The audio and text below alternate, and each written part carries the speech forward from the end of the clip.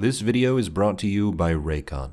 Go to buyraycon.com/KingK to get 15% off your order. Stay tuned for more details.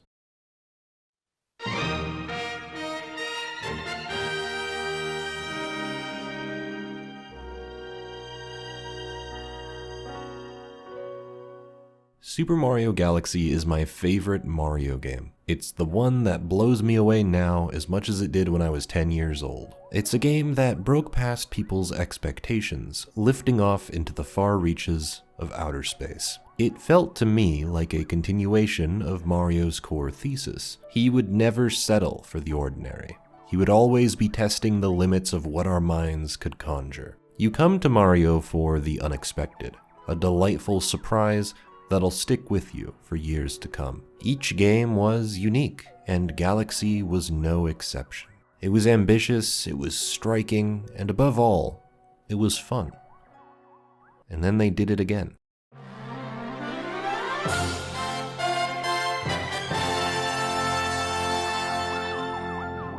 Super Mario Galaxy 2 is not a bad game.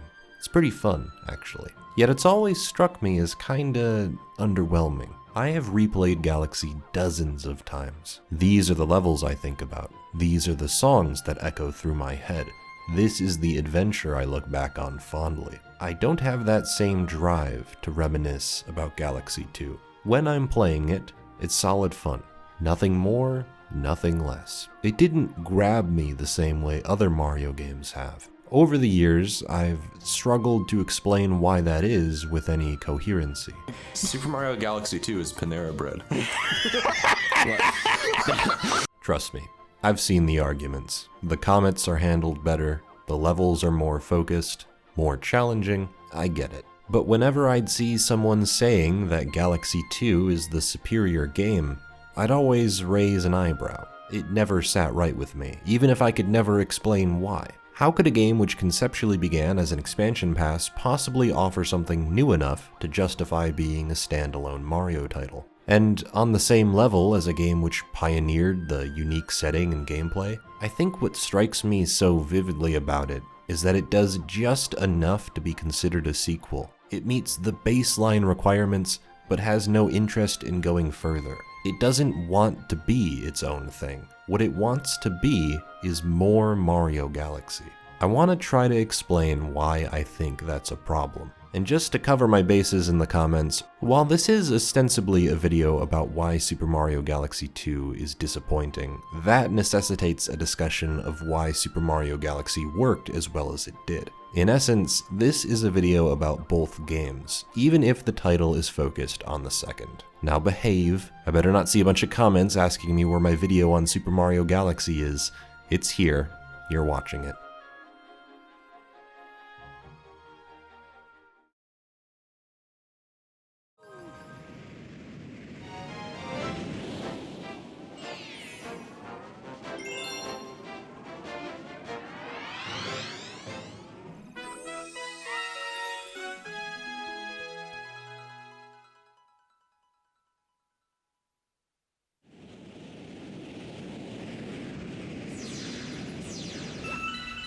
Mario is arguably one of the most innovative franchises in our industry. It was there to kick off the platformer genre. It was there to refine the platformer genre. It was there to bring it into 3D, and it was there to shake up the foundations of what we expected in 3D. From jump, it's been a series constantly outdoing itself with each new release, establishing and breaking conventions at the drop of a hat. I mean, you compare any of Mario's games up to Galaxy, and they're all so distinct. That original game set the framework for what platformer level design was supposed to be like. It was the playbook every subsequent platformer would pull from.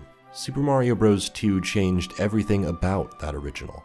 Jumping on enemies no longer killed them. You had to pick them up and throw them. None of the original enemies returned. There were 4 playable characters. It was such a radical shift in design. Yet the madmen at Nintendo managed to pull it off. Super Mario World 2 was so different that they spun it off into Yoshi's Island, creating a new sub-series, which was only 2 games after the Mario which was structured like a stage play. Super Mario 64 completely changed what a platformer could be, creating hub levels instead of linear gauntlets with a focus on collection that would go on to spawn an entire subgenre. Sunshine would adopt that level design philosophy, but put a lot of focus on creating an immersive location, which naturally meant an importance placed on visual design and atmosphere, the likes of which we had never seen before. I think part of what makes Mario so compelling is his willingness to break boundaries, to do whatever he wants and catch everyone completely off guard. Galaxy solidified this, an idea so unbelievable that even as a 10-year-old boy,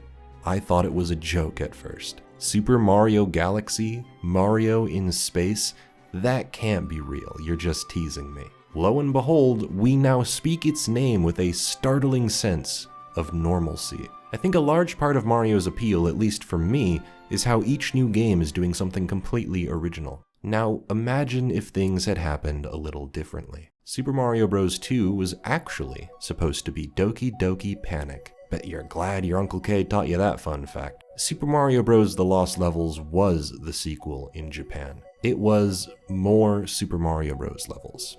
You know, it was more of what you loved from the original. It stands to reason that you'd want more, right? New Super Mario Bros. On the DS was a fresh take on 2D Mario, a revival of the gameplay formula which had remained dormant for a number of years. It was inspired by the classics, but had its own look and mechanical identity that set it apart, incorporating a few ideas from the 3D games. It's easy to look back on this game and criticize its use of generic locations, grass, desert, etc., but it's important to remember that the only reason these ideas became so generic is because this game had 3 different sequels which all inherited its style verbatim and did almost nothing to distinguish themselves beyond the odd new power-up. They're certainly fine platformers in their own right, they're fun, but are they particularly special? What do these games add as sequels that I couldn't get in the original? I can't help but draw a parallel to Super Mario Galaxy 2, a game that is so uninterested in distinguishing itself from the original that it doesn't even try. Here's a thought experiment. If this game released as Super Mario Galaxy More, or Plus, or 1.5, or whatever, instead of Super Mario Galaxy 2, how would perception of it have changed? It sounds pedantic, but I think I'd be much more comfortable with its existence, because I don't think there's anything inherently wrong with expansions. I get it, there's an overflow of ideas, your creative juices are still flowing, and you want to pour it into something. But I've never been all that impressed by the Mega Man model of sequel. How anyone manages to distinguish between Mega Man 4 and Mega Man 6 is frankly beyond me. Clearly, though, there are people who care, likely the same people who prefer Galaxy 2, because it has better level design. It expands upon some of the less in-depth mechanics from the first game. For a lot of people, this is what they come to Mario for. It's just the strength of the level design, the power-ups, and that makes complete sense. And honestly, in games like New Super Mario Bros. Or Super Mario 3D World, I enjoy that approach. They pull it off pretty well. I don't think Galaxy 2 does that very well because it can't entirely divorce itself from what made the original special.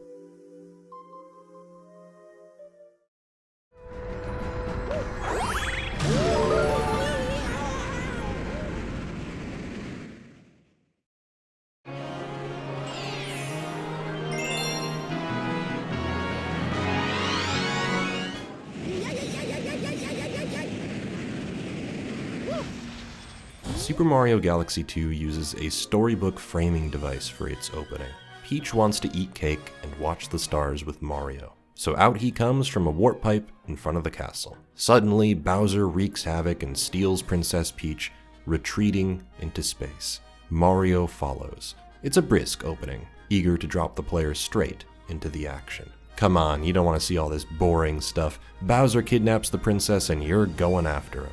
That's that. You could remove this opening entirely and not much would change. And if this game was called Super Mario Galaxy More, this would be perfectly fine. People are coming in with the expectation that this is just more Mario Galaxy levels. New levels that are styled after the original, and that's about it. An expansion pack. But as an opening to Super Mario Galaxy 2, it can't help but feel really lackluster. Not only is it too brief and vapid to really end up mattering, it's a frankly insulting retelling of the original. Super Mario Galaxy's opening is exciting. The Star Festival is an event that occurs every 100 years where the toads collect shooting stars and bring them to the castle. Again, Peach wants to give something to Mario, but this time on the night of the Star Festival, when we can most easily glimpse the beauty of the comet. Mario makes his way to Peach's castle, watching his star bits rain down. Seems like he's having a grand old time. Until Bowser's fleet descends, freezing nearby toads and crystals. Here there's some cutscene direction, highlighting the rippling of the intimidating Bowser flag and Princess Peach clutching a Luma in fear. Bowser then summons a UFO, lifting Peach's entire damn castle into space Paper Mario style, leaving Kamek to dispose of Mario, casting him off into the great unknown.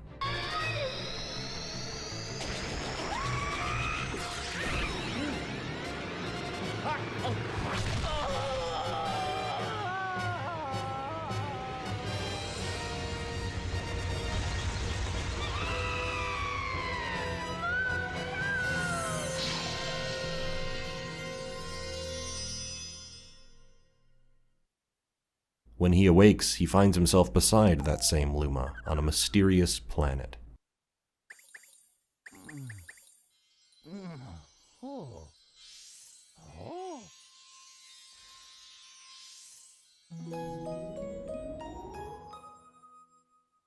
There he meets an intriguing new character, Rosalina, and makes his way to the Comet Observatory after retrieving a grand star. These two games clearly have different priorities. Super Mario Galaxy relishes in its slower pace, giving the player time to come to grips with gravity by chasing down rabbits on a round surface. Looking for them in their hiding spots reinforces the idea that you won't always be platforming. You'll be able to explore some of these environments. Then it pulls the rug out from under you. Suddenly you're placed on a series of planetoids and asked to complete various platforming challenges. That dissonance between the calming exploration and the bombastic platforming is beautiful. Super Mario Galaxy 2 puts you straight into the first level, never halting its frenetic energy. That first opening is more contemplative. It allows the player to catch their breath before stepping out into the vast unknown. It is a grand quest into uncharted territory in pursuit of Peach. That second opening is very been there, done that. Peach is kidnapped by Bowser. Mario flies off into space after him. We've done this song and dance so many times before. It's routine, it's ordinary. Let's get to the good stuff, the platforming, the level design. All of this first level is fire, fire, fire, bam, bam, bam, you're done. There's not a lot of time to reflect on what you've accomplished because the next level is just around the corner, ready to try something new. It's an explosion on the senses and can be quite exhausting. You can see this reflected ad infinitum in each game's DNA. The Comet Observatory is a big home for Rosalina and her Lumas. It has a kitchen, a bedroom, and a library. If you want, you can take a break and listen to her bedtime stories with the other Lumas. Starship Mario, modeled after Mario's head, is comparatively small. You accrue a few denizens every now and then, but there's never any reason to walk around on it. That button, which takes you to the level select, is always right in front of you. It beckons to you. Jump right back into it. It makes me question why a hub world even exists in this game. Was it out of perceived necessity? The previous game had one, so the sequel probably should too. It doesn't fit the vibe of the game at all, which is constantly shooting you out into new and interesting levels. Lubba's existence isn't one of intrigue like Rosalina. He's a big, happy purple tour guide, ferrying you through the mire of levels like Karen through the river Styx. I mean, be straight with me. Which of these final battle marches are you gonna get behind? Oh, wait up, Mario. That's Bowser's Fortress, just a heads up. This is the final battle where our story comes to an end. Okay, back to the world map. Are you getting behind this build-up? Or are you getting behind the build-up of your power stars contributing to the restoration of the Comet Observatory, slowly but surely, a countdown beneath your feet, which will take you to the center of the fucking universe once it hits 0. And when it's time to go, boy howdy, does the game let you know that it's time to fucking go.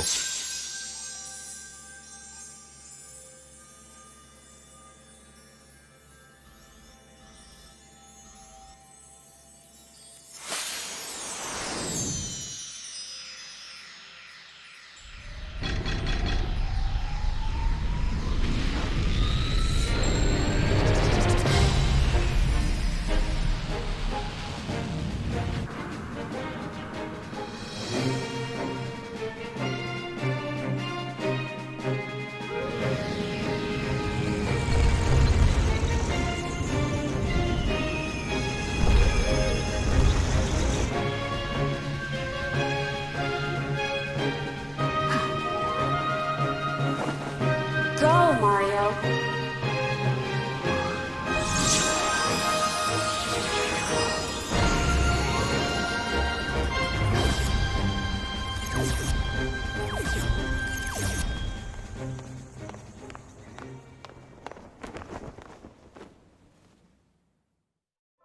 Are you going to take the ending where Rosalina shows up, says that the power of love brought her lost Luma back to her again, or whatever the hell? Or are you going to take the ending where, in a moment of crisis, Rosalina and her children band together to create a fucking supernova and reset the universe?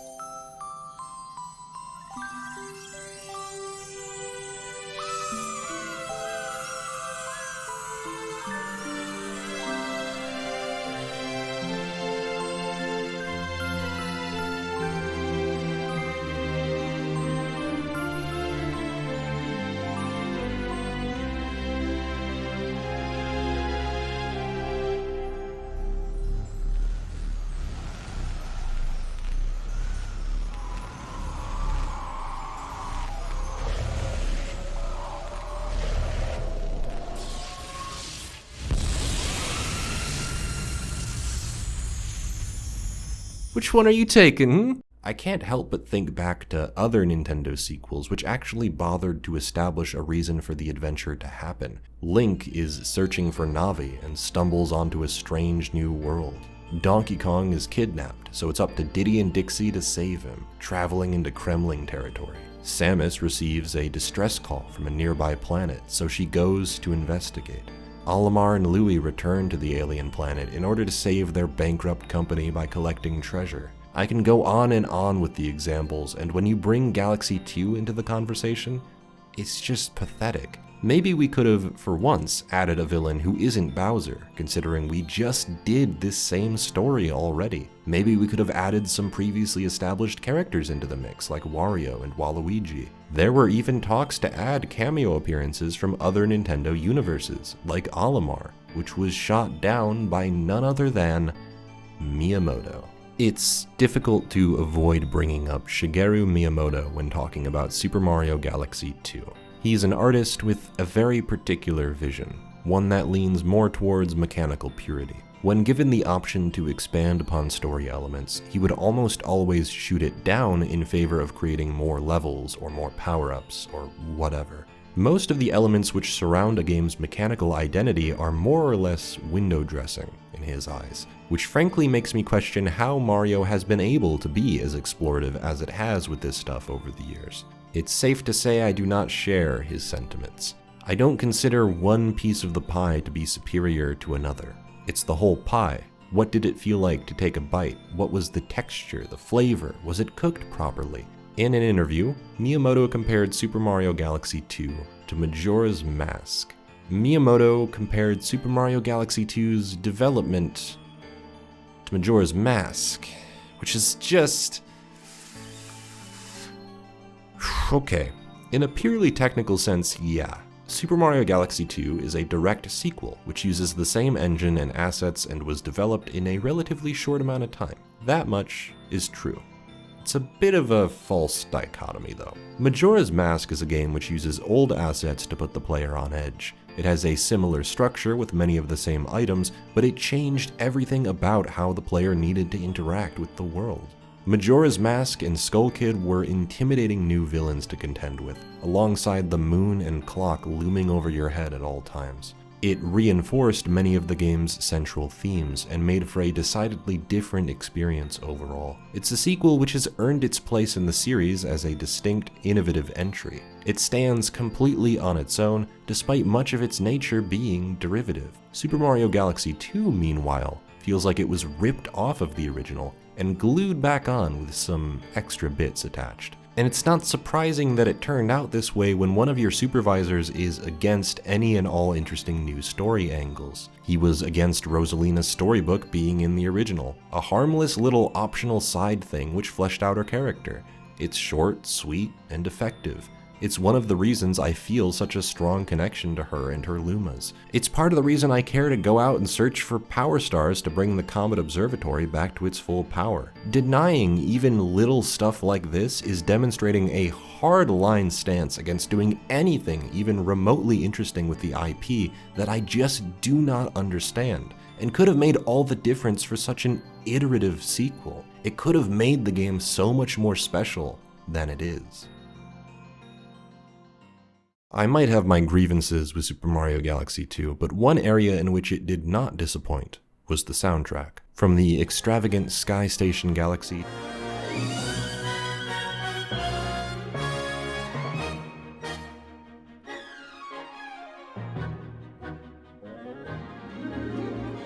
to the catchy Puzzle Plank Galaxy,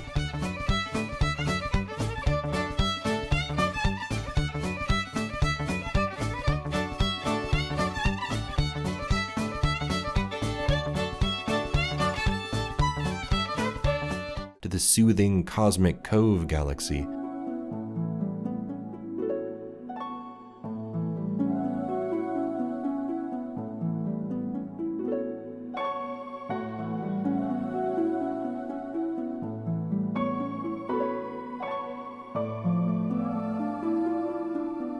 While it may pull a little too readily from the musical framework of the original, I can't deny that it produced some truly memorable and endearing tracks. Tracks which I highly recommend you listen to using Raycon's everyday E25 wireless earbuds. They're incredibly useful earbuds that I use while cooking food, taking walks, or lounging around with my cat. Heck, if you just want to unplug from staring at screens all day, it's good to just plop these bad boys in, close your eyes, and relax with some good music or podcasts. Their battery life is pretty solid too, so you'll likely be in Zen mode for a while. It's good for us to take a break every once in a while. The world around us is on fire, and it's not gonna make sure we're all right with it. It's just gonna keep burning. So please, rest up everyone. Find the time to relax, maybe even meditate. Just take the time to get out of your own head every once in a while. If you're interested in picking up a pair of Raycon's everyday E25 wireless earbuds, use the link on screen or in the description to get 15% off your purchase. The link is buyraycon.com/KingK. Sit down, relax, and take a breather. We'll get through it.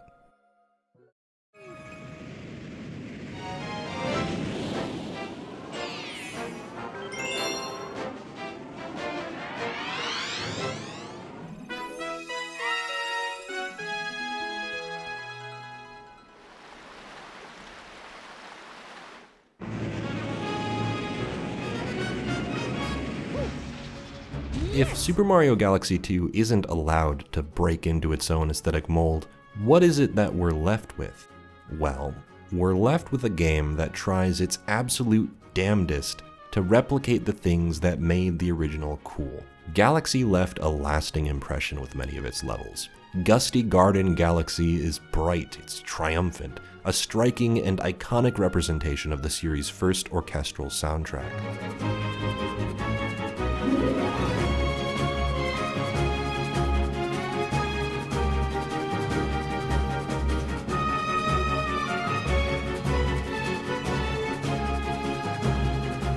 Then, right around the corner, we have Space Junk Galaxy, a collection of asteroids, orbs, and other aptly named junk.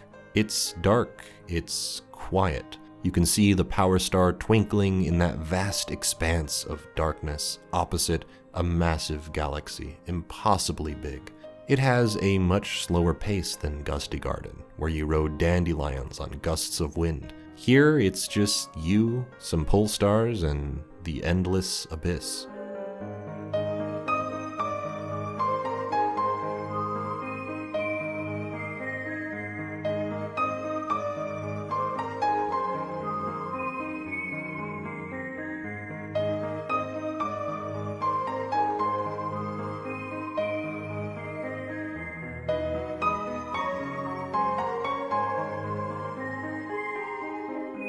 Mario's identity has always been informed by this variety. Every level or area is something new and exciting, something vastly different than what came before. Super Mario Galaxy uses space to visit all the familiar tropes.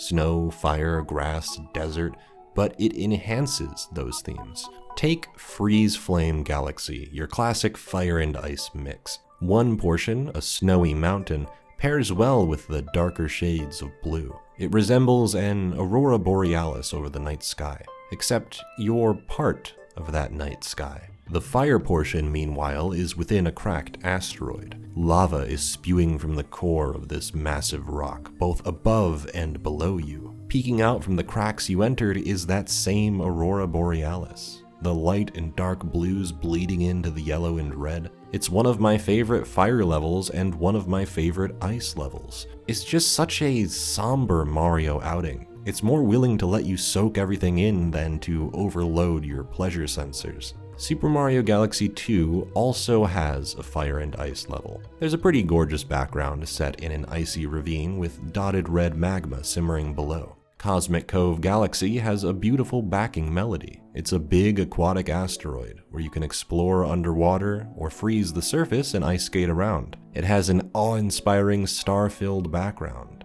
But then, haven't we seen this before? Fire and ice? A dark cove? Have we not done both of these exact themes before? Why is Cloudy Court suspiciously similar to Gusty Garden, right down to sharing the grandest orchestrated themes in their respective games? Why is the first boss another incarnation of Dino Piranha? Why is there another incarnation of the Wiimote gimmick minigame, along with that same old Wiimote gimmick minigame? Super Mario Galaxy might be my favorite Mario game, but that doesn't mean I like the Wiimote gimmick minigames. It doesn't help that, on the whole, what it doesn't attempt to borrow from the original is much more uniform. Bright blue skies are a dime a dozen. They could have been plucked from any of Mario's adventures. How many other levels also share the blue sky, the upbeat music? How many of them blend together in your mind? I mean, hell, it's in the damn box art. The vast, dark, final frontier versus the calming blue sky. It feels like the only time it's willing to go for a different mood is in its Boo levels, which are supposed to be a break from the usual peppy mold in Mario games.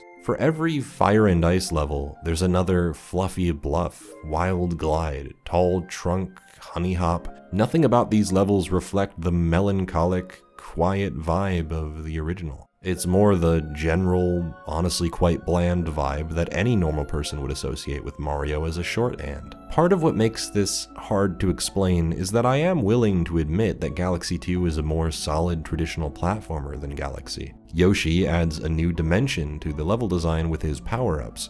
I think the Cloud suit is much more interesting than B Mario. I think the cosmic clones are better than the races in the original. Plus, the addition of the comet medals means that every single level has an extra collectible worth searching for. I think if you were to compare the two games purely mechanically, Galaxy 2 would probably edge out, which for a lot of people is more than enough. But where I definitely see an improvement in the mechanical identity of each level, we have definitely lost the more grandiose vision that Galaxy was going for. I can't think of a level in Galaxy 2 that strikes me as hard as traveling into the Battle Rock and blowing it up from the inside, or hanging out with some penguins in a giant floating bowl of water, or traveling all around a big Bowser-themed action figure and dismantling it from the inside. Battle Rock in particular was always super memorable. Each star handled a different portion of this giant rock. First, you'd get to see the cannons on each side, then you'd travel inside and free a trapped Luma, escaping into the next star where you finally left the rock for good, an explosion behind you as you left for a new galaxy.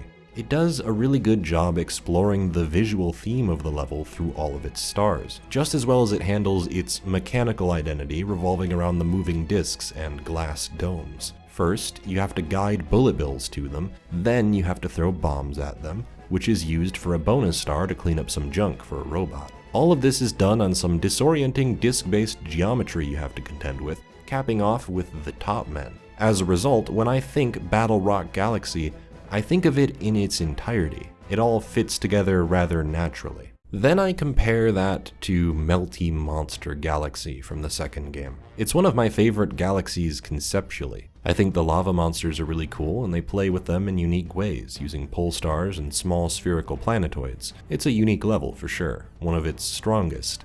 And its other two stars have absolutely nothing to do with this theme. They both use the rock power-up. One of them is mercifully in some pocket dimension, clearly meant as some side game with the monkey, but what on Earth, or I guess in space, is the other star doing? Just floating out in the ether, sticking out like a sore thumb? There's just some bowling-themed strip of land out there, eh? Maybe we could have had an entire galaxy that was themed around the rock mushroom instead. I could see a bowling alley galaxy working wonders for this.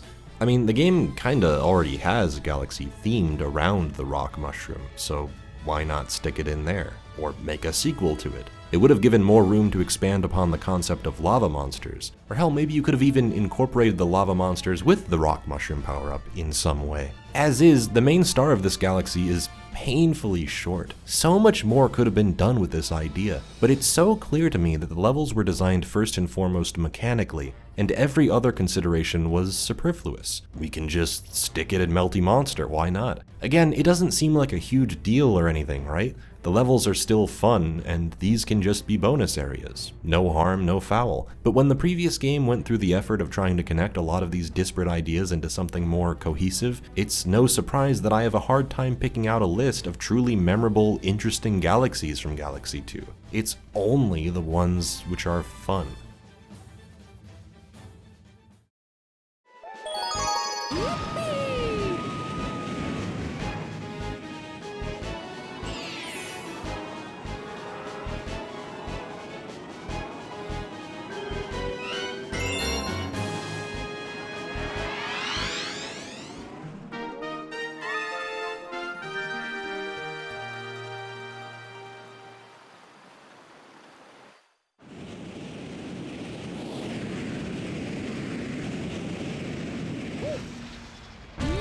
Super Mario 64 and Super Mario Sunshine are not like other Mario games. There are bits that resemble the linear platforming gauntlets the series was founded upon, but much more emphasis was placed on traversing a 3D space and finding collectibles within those spaces. Super Mario Galaxy is the third 3D Mario game. By this point, it was much less difficult to make a more traditional Mario platformer in 3D. I have no doubt that a sizable amount of people were calling for a return to form at the time, and so some kind of return to form was inevitable. What I love about Galaxy, though, is that it is the perfect hybrid, a reconciliation of the two different types of Mario game. No doubt, there are drawbacks to both approaches. Collectathon Mario isn't as challenging or as straightforward. You can't necessarily control what the player does, so you have to cast a wide net in order to keep them engaged. That's why there are so many collectibles in these games, and why you can often do them out of order. The quality of each individual collectible ranges wildly across the games. But course-clear Mario games aren't perfect either. While their simplicity is admirable, leading to a more accessible challenge curve, I often find that they're harder to ruminate and reflect on. Every level looks more or less the same, except for the parts which were designed by someone. You can see the points at which a human being crafted these obstacles for you. In other words, they aren't nearly as immersive, but they don't really need to be. At that point, it's more about pacing and difficulty design being rock solid enough to keep the player hooked. My point is, they're both different. I don't think it's necessarily a problem to segment them, but Super Mario Galaxy is an interesting marriage of both approaches that I'd never really considered before. Some of its levels are linear challenge gauntlets dealing with one or two ideas that gradually develop. Bowser's Dark Matter Plant is a challenging tension build-up to that boss fight. It plays with shifting gravity in clever ways, it's difficult, it feels like the perfect translation of 2D Mario into 3D. This level exists alongside Beach Bowl, a level where you explore on land and underwater with a Koopa shell looking for collectibles. It's not nearly as big as the levels in the Collectathon games, but its structure is the same. It isn't difficult platforming, it's clearly going for something slower and more methodical. These two types of level exist in harmony, one after the other. A pristine blend of two supposedly opposite extremes. Deep Dark Galaxy is all about exploring a dark cove, finding the secret power-ups, which will then lead you deeper inside. You have to find the way forward more often than you need to platform through it. But then you get Melty Molten, which is far more straightforward and focused, inheriting some of the surface-level explorative elements like 1-ups that existed in the 2D games. The best part of this is that you get the best of both worlds. You're never in these larger levels for long enough that the game becomes predictable. There's a platforming challenge waiting for you just around the corner. These hubs exist to break up the exhausting pace of a platform-heavy Mario game.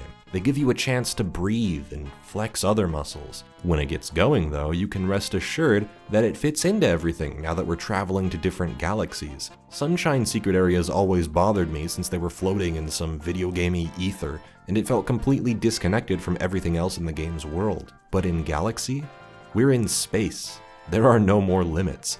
You can come up with literally anything, and it'll fit within the premise. This is a large part of why Galaxy remains my favorite Mario game. It expertly scratches both itches, and it's a direction I wish Mario continued to travel rather than rigidly segmenting the two approaches. Galaxy 2 further pushed the series into course-clear territory. I can't think of a level like Beach Bowl or Deep Dark or Honey Hive. It's all dark matter plants. For the first few levels, this is completely fine, but as the game goes on, as you unlock more and more and more levels, it just gets tiring after a while. The pacing of Galaxy is so exquisite, it's hard for me to put it down. And Galaxy 2 has always been the opposite experience. It's a grab bag of completely random ideas that all taste the same. It's fun in the moment, but leaves your mind as quickly as it enters. Aside from a level they literally plucked from 64, Starshine Beach is maybe the only level that reminds me of the other side to Galaxy's level design, and it's an outlier amongst the game's collection.